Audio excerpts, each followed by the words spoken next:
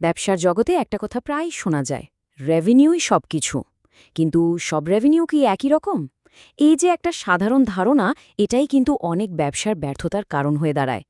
আজকের এই পর্যালোচনায় আমরা ঠিক এটাই দেখব, কেন ব্যবসার জগতে সব ডলার সমান মূল্যবান নয়।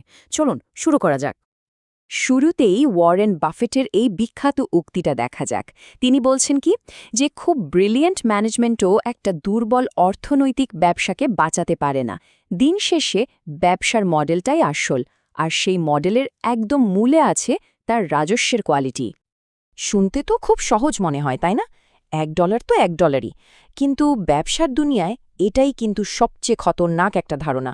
এই পর্যালোচনায় আমরা ঠিক এই ব্যাপারটাই ভাঙব, কেন কিছু রেভিনিউ ডলার অন্যদের চেয়ে অনেক অনেক বেশি মূল্যবান। আচ্ছা, তাহলে চলুন আমাদের প্রথম ভাগে যাই। দেখি তো এই রাজস্বের বিভিন্ন স্তরগুলো আসলে কি। এটা বুঝতে পারলে ব্যবসার সাফল্য আর ঝুঁকি নিয়ে আমাদের ধারণাই বদলে যেতে পারে। এই যে দেখুন, এটাই হলো আমাদের রেভিনিউ ল্যাডার, বা বলা যেতে পারে রাজস্বের মই। আমরা সবচেয়ে কম নির্ভরযোগ্য মানে ট্রানজ্যাকশনাল রেভিনিউ থেকে শুরু করব, আর তারপর ধাপে ধাপে একদম ওপরে উঠব সবচেয়ে মূল্যবান মানে কন্ট্রাকচুয়াল রিকারিং রেভিনিউ পর্যন্ত। চলুন তাহলে মইয়ের একেবারে নিচ থেকে শুরু করা যাক। এই ধাপে আমরা সেই সব রেভিনিউ মডেল নিয়ে কথা বলবো যেগুলো সবচেয়ে সাধারণ কিন্তু আকর্ষণীয় কম। একদম নিচে মানে মইয়ের প্রথম ধাপে আছে ট্রানজ্যাকশনাল রেভিনিউ। ভাবুন তো একটা পিৎজার দোকানের কথা। এখানে ব্যবসাটাকে সবসময় নতুন কাস্টমার খুঁজতে হচ্ছে। কাস্টমারের জন্য এক দোকান থেকে আরেক দোকানে চলে যাওয়াটা খুবই সহজ, কারণ তাদের সুইচিং কস্ট বা ব্র্যান্ড বদলানোর কোনো ঝামেলাই নেই। তাই এর ভবিষ্যৎ অনুমান করা প্রায় অসম্ভব। এর ঠিক এক ধাপ ওপরে আছে অ্যাকচুয়ারিয়াল রেভিনিউ। এখানে রেভিনিউটা কিছুটা অনুমান করা যায়, কিন্তু প্রতি বছর সম্পূর্ণ নতুন একদল কাস্টমারের উপর নির্ভর করতে হয়। যেমন ধরুন, কোনো একটা কোম্পানি যারা প্রতি বছর নতুন গ্র্যাজুয়েটদের কাছে ক্লাসরিং বিক্রি করে। একবার কেনার পর তো ওই কাস্টমার আর ফিরবে না, তাই না? পরের বছরের জন্য আবার নতুন করে কাস্টমার খুঁজতে হয়। মইয়ের ঠিক মাঝখানে আছে রিপিট রেভিনিউ। এটা কিন্তু বেশ গুরুত্বপূর্ণ একটা ধাপ। এখানে একই কাস্টমার বারবার ফিরে আসে, কিন্তু ব্যবসাটিকে প্রতিবার নতুন করে তার আস্থা অর্জন করতে হয়। এর একটা ক্লাসিক উদাহরণ হল রেজর অ্যান্ড ব্লেড মডেল। কিন্তু কনজেন্টার হল কাস্টমারকে প্রতিবার নিজে থেকেই সিদ্ধান্তটা নিতে হয়, এটা অটোম্যাটিক কিছু নয়। আচ্ছা, এতক্ষণ তো আমরা মইয়ের নিচের দিকটা দেখলাম। এবার আমরা ওপরের দিকে উঠব, যেখানে আসল খেলাটা শুরু হয়। এই মডেলগুলোই একটা ব্যবসাকে অনেক বেশি শক্তিশালী করে তোলে। এটাই হলো সবচেয়ে বড় লাভ। মানে এতদিন আমরা এমন কাস্টমারদের নিয়ে কথা বলছিলাম যারা হয়তো আবার কিনবে, আর এখন আমরা এমন কাস্টমারদের কথা বলছি যারা অটোম্যাটিক্যালি কিনবে। এই অটোমেশনের কারণে কাস্টমারের মধ্যে এক ধরনের জড়তা বা ইনার্শিয়া তৈরি হয়। মানে সার্ভিসটা বন্ধ করার চেয়ে চালু রাখাটাই তাদের জন্য বেশি সহজ মনে হয়, আর এটাই ব্যবসাকে একটা দারুণ স্থিতিশীলতা দেয়। নন কন্ট্রাকচুয়াল রিকারিং রেভিনিউ হলো একটা সাবস্ক্রিপশন মডেল। এখানে রেভিনিউ অটোম্যাটিক আসতে থাকে যতক্ষণ না কাস্টমার নিজে থেকে গিয়ে ওটা বন্ধ করছে। এর সবচেয়ে ভালো উদাহরণ হলো ধরুন জিমের মেম্বারশিপ বা কোনো সফটওয়্যারের সাবস্ক্রিপশন। একবার সাইন আপ করলে ব্যবসাটা মোটামুটি ধরে নিতেই পারে যে রেভিনিউ আসতে থাকবে। আর একদম চূড়ায় মইয়ের শীর্ষে আছে কন্ট্রাকচুয়াল রিকারিং রেভিনিউ। এটাকে বলা হয় ব্যবসার গোল্ড স্ট্যান্ডার্ড। এখানে কাস্টমাররা একটা আইনত বাধ্যতামূলক চুক্তিতে বাধা থাকে।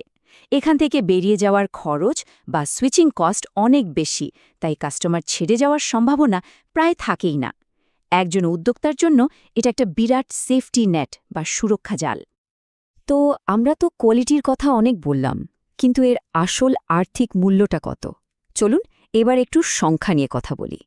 এই সংখ্যাগুলোই বলে দেবে কেন এই স্তরবিন্যাস এতটা গুরুত্বপূর্ণ। প্রশ্নটা হলো, এই যে আমরা বলছি ভালো রেভিনিউ, এর আসল ডলার ভ্যালুটা কত? পরের স্লাইডের সংখ্যাগুলো দেখলে হয়তো অনেকেই অবাক হবেন। চলুন দেখা যাক। এই টেবিলটাই সত্যি বলতে পুরো আলোচনার সারমর্ম। এটা দেখাচ্ছে একজন কাস্টমার তার পুরো সময়ে একটা ব্যবসাকে কত টাকা দিয়ে যায়। বাম দিকে আমাদের সেই 5টা রেভিনিউ ক্যাটেগরি, আর ডান দিকে আছে কয়েকটা গুরুত্বপূর্ণ মেট্রিক। শুধু খেয়াল করুন আমরা যত মইয়ের ওপরে উঠছি, বিশেষ করে একদম ডানের ROI বা রিটার্ন অন ইনভেস্টমেন্টের সংখ্যাগুলো কিভাবে লাফিয়ে লাফিয়ে বাড়ছে। এবার শুধু ট্রানজ্যাকশনাল রেভিনিউ দিকে তাকান। ROI কত?